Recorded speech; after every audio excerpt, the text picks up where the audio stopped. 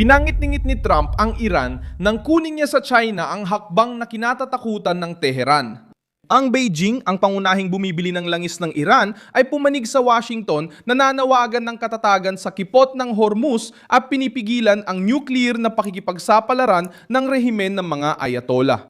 Ngayong Biyernes, Mayo 15, 2026 mas mabigat ang nangyayari sa Beijing kaysa sa mga banta ng Revolusyonaryong Gwardiyang Islamiko dahil hindi lang basta nakipagkamay si Xi Jinping kay Donald Trump. Ipinapakita niyang ayaw ng China na magbayad para sa pananakot ng Iran sa dagat. Matagal nang naniniwala ang rehimen ng Tehran na kaya nilang takutin ang mga barko, gipitin ang pandaigdigang kalakalan at umasa sa pera ng China mula sa diskwentong langis na binebenta nila. Pero si Trump, binago niya ang lahat ng yan nang hindi na kailangan ng komplikadong talumpati. Ipinakita niya kay Xi ang krisis, tinukoy ang Iran bilang problema sa ekonomiya ng China at iniwan ang Revolusyonaryong Gwardiya. Gumanti ang Revolusyonaryong Gwardiya sa sigaw gamit ang ehersisyong militar, pagbabanta at pagpapakitang lakas na nagdulot ng desperasyon. Napansin ng Iran na ang pinakamalaking mamimili nito ay itinuturing ang bukas na Hormuz bilang pangangailangan, hindi bilang pabor. Ikukuwento ko na sa'yo lahat ng yan, pero ngayon siguradong gugustuhin mong nakasubscribe ka sa channel para manatili napapanahon sa balita. Real-time na impormasyon sa pinakamataas na kalidad ng pamamahayag na iyong nakita. Sa kredibilidad, Milson Alves, ang pagbabago ay dahil sa interes, hindi simpatya. Kailangan ng China ng enerhiya, mga barkong malayang dumaraan, at pigilan ng Iran na gawing banta ang Hormuz. Nang umupo si Trump kasama si Xi sa Beijing, ang nakataya ay hindi lang isang litrato ng dalawang lider. Sinusubukan nitong iparamdam sa Iran na hindi nito kayang isara ang mahalagang ruta at magbenta ng langis na parang walang nangyari. Naapektuhan ng Tehran dahil ang China ang pangunahing bumubuhay sa bentahan ng langis ng Iran. Ayon sa datos na binanggit ng Reuters, bumili ang China ng average na 1.38 milyong bariles ng langis mula sa Iran bawat araw noong 2025 na higit sa 80% ng langis na iniluluwas ng Iran. Karamihan sa langis na ito ay napunta sa mga independenteng refinery ng China na naakit sa diskwento dahil ang mga parusa ng Amerika ay nag-iwan sa Tehran ng kaunting malalaking mamimili. Iyan ang dahilan kung bakit labis na ikinabahala ang pagpupulong ni Trump at Xi. Iyan ang dahilan kung bakit ganoon na lang ang pagpupulong ni Trump. Ang paghihigpit sa pagbili o paghingi ng malayang pagdaan sa Hormuz ay nagdudulot ng pagkalugi at pagbawas ng kapangyarihan ng Revolusyonaryong Gwardiya, pati pagkawala ng kanilang kwento ng lakas. Gaya ng dati, matitigas na salita, kilos militar at pagpapakitang kontrol ang tugon ng Iran. Sinimulan ng Revolusyonaryong Gwardiya ang ersisyong Komandante Marte habang nanghako ang mga opisyal ng rehimen na tutugon sa anumang agresyon.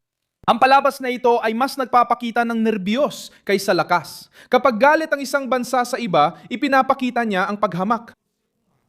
Kapag ang rehimen ay umasa sa mga ehersisyong militar para magmukhang aktibo, ibig sabihin alam nitong nagbago na ang kalagayan. Hindi lang mula Washington pinipilit ang Iran. Nakikita nito na ang China, ang pinakamalaking mamimili nito ay humihingi ng malayang pagdaan na nanawagan ng katatagan at naghahanap ng mga alternatibo. Nakakahiya para sa Tehran na pati barkong Chino ay binibigyan ng espesyal na pagtrato para makatawid sa kipot ng Hormuz. Para makatawid sa kipot ng Hormuz, iniulat na pinayagan na ng Iran ang ilang barkong Chino na dumaan. Matapos ang mga diplomatikong kahilingan mula sa Beijing at isang super petrolier na Chino na may dalang 2 milyong bariles ng langis mula Iraq ay nakatawid matapos maipit ng mahigit 2 buwan sa reyon. Ipinapakita nito ang kontradiksyon ng Iran.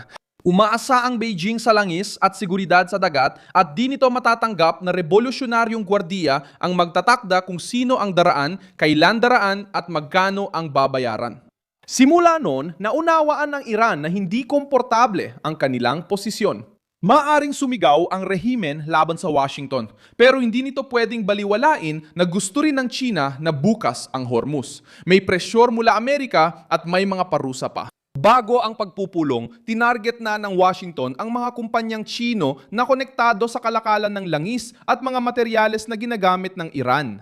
Ikinabahala ito ng Beijing sa publiko, ngunit ipinakita rin nito ang isang realidad. Mas naging mahal ang makipagnegosyo sa Tehran. Mahilig ang China bumili ng mura pero ayaw nitong bumili ng problema at naging ganon na nga ang Iran. Isang murang supplier pero napapaligiran ng digmaan, blockade, panganib sa dagat, mga parusa at banta ng pagkaantala.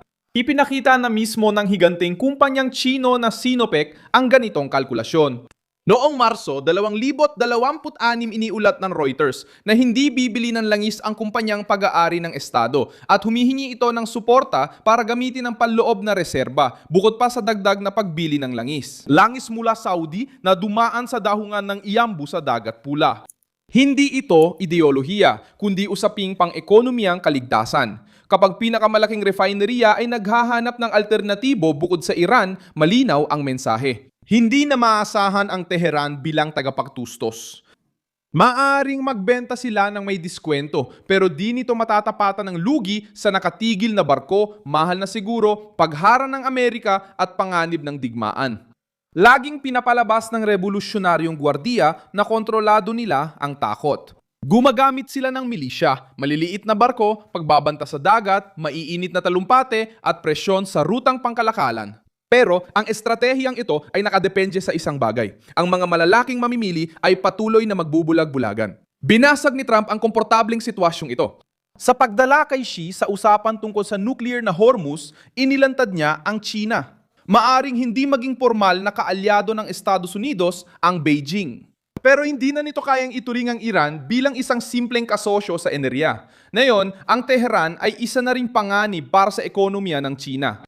Ipinapakita ng kasaysayan na ang malalaking pagbabago ay hindi lang nangyayari kapag may putukan.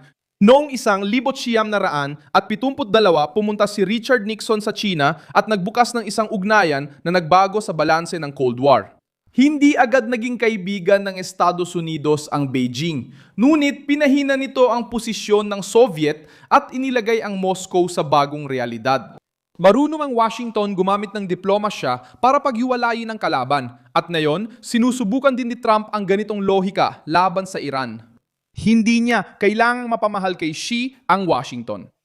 Ang mahalaga ay maintindihan ni Xi na ang Iran ang nakakaabala sa langis, mga barko at sa katatagan na kailangan ng China para umunlad. Kapag nagsimulang kwentahin ng taga-suporta ang gastos sa kanyang pinoprotektahan, napapanik ang pinoprotektahan. Kumikilos na rin ang ibang mga bansa para hindi sila maging bihag ng kapritsyo ng Iran.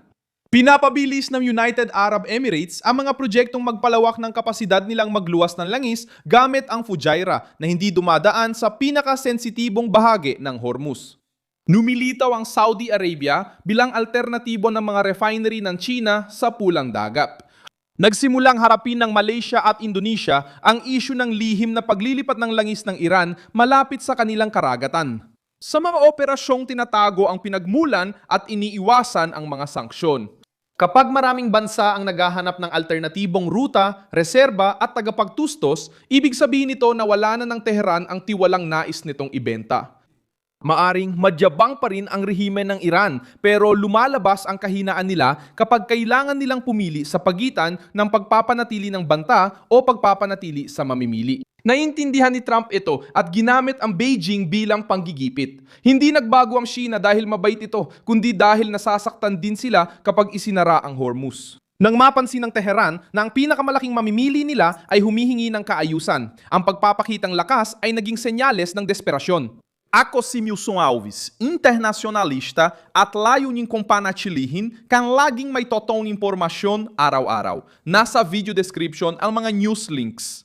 I-like ang video, mag-subscribe at basahin ang mga komento para maging mas aktibo sa komunidad ni Milson Alves.